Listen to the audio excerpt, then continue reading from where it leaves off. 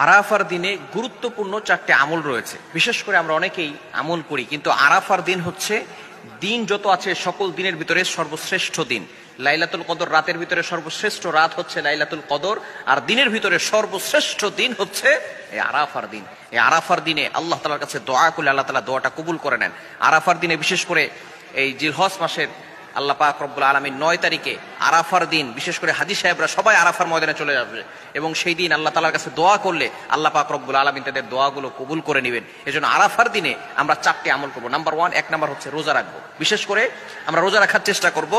এই নফল রোজা নবীজি সাল্লাল্লাহু আলাইহি সাল্লাম জিলহজ মাসের প্রথম 10 দিনে 9 দিনে তিনি রোজা রাখতেন, কোরবানির দিনে তিনি রোজা রাখতেন না। এজন্য অবশ্যই আমরা চেষ্টা করব আরাফার দিনে রোজা রাখার জন্য।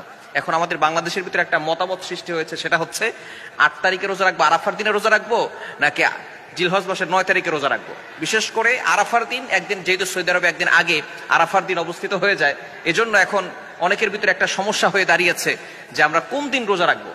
যদি আপনি একটা মত হচ্ছে আরাফার দিনে রোজা রাখতে হবে, যেহেতু সৌদি আরবে একদিন আগে আরাফার দিন অবস্থান করে। আর আব্বাস রাদিয়াল্লাহু তাআলা আনহু এবং আলী রাদিয়াল্লাহু তাআলা আনহু তাদের মত অনুযায়ী জিলহজ মাসের 9 তারিখ হচ্ছে আরাফা উদ্দেশ্য, আরাফা দ্বারা হচ্ছে জিলহজ মাসের 9 তারিখ উদ্দেশ্য। এই ক্ষেত্রে আপনি আরাফার দিনও রোজা রাখতে পারেন এবং জিলহজ মাসের 9 তারিখ রোজা রাখতে পারেন। তাহলে আপনার 2টা রোজা রাখলেই আল্লাহ তাআলা